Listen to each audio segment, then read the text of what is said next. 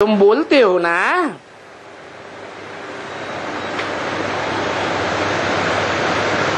इन भारतवासी हिंदुओं को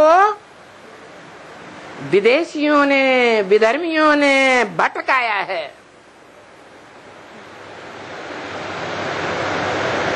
कहां भटकाया है?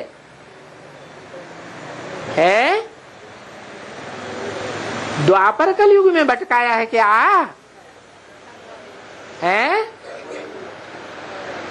इस ब्रॉड ड्रामा की रिहर्सल कहो, शूटिंग कहो, रिकॉर्डिंग कहाँ होती है? संगम युग में भटकाया है। किन्होंने भटकाया है? उन आत्माओं ने नहीं भटकाया है जो द्वापर कलयुग में डायरेक्ट परमधाम से उतरती है।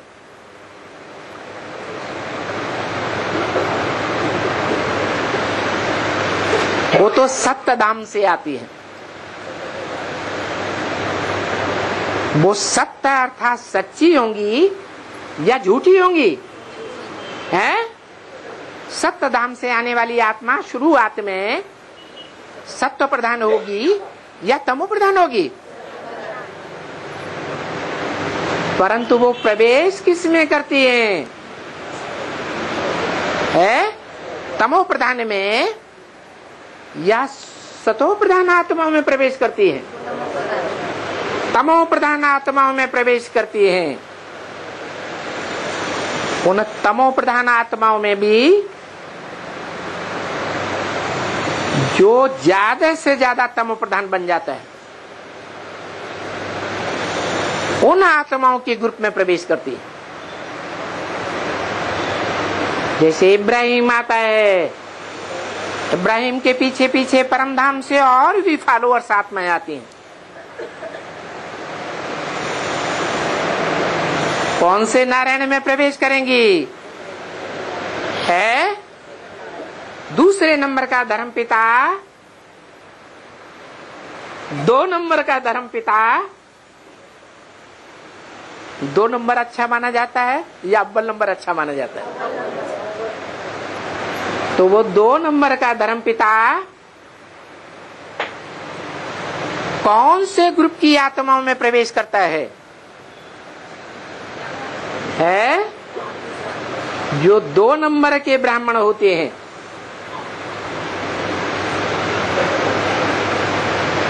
बाप आते हैं बेहद के, अव्वल नंबर का ज्ञान देते हैं, गीता ज्ञान।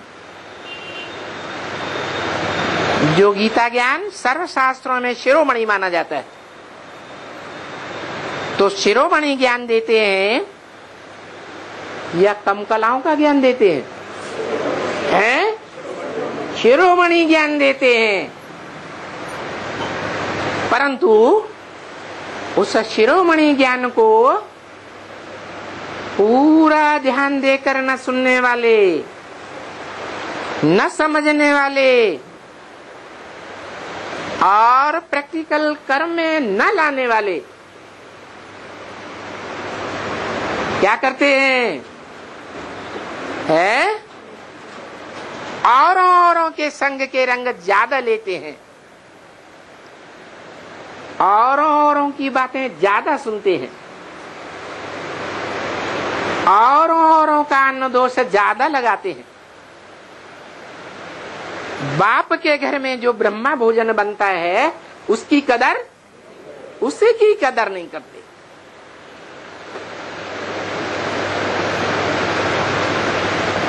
तो अन्न दोष और संग दोष का असर होगा या नहीं होगा? लेप छेप आत्मा में लग जाता है और ऐसा लेप छेप लगता है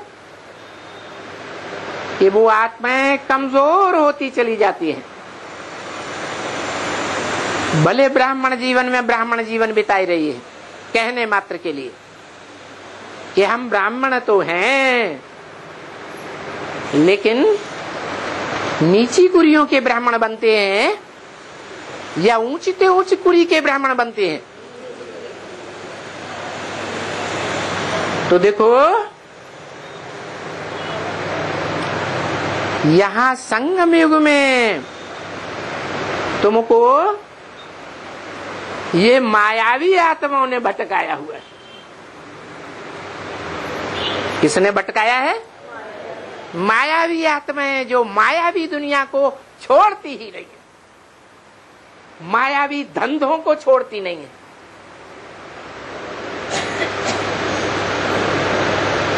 माया के 5 विकारों को छोड़ती नहीं है। विकारों की गंध में ही गिरते रहते हैं।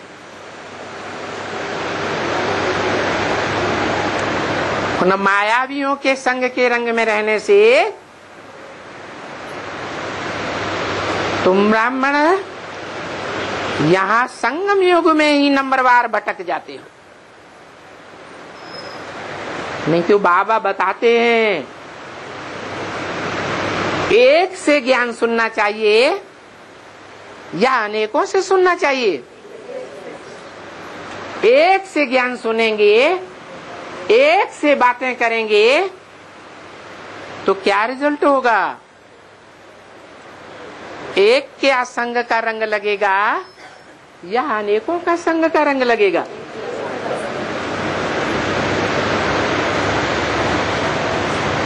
तो देखो भटकने का फाउंडेशन ब्रह्मा के द्वारा रची हुई ब्राह्मण धर्म की 9 कुरियों में ही लग जाता है।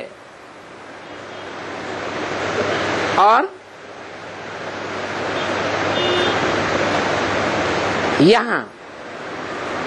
यहां तो भटकने की बात ही नहीं। यहां माने कहा है? संगम युग में भटकाव की शूटिंग तो होती है, लेकिन यहां भटकने की बात नहीं। यहां माने कहा है? बाप के सन्मुख तो भटकने की बात है ही नहीं। क्यों नहीं है?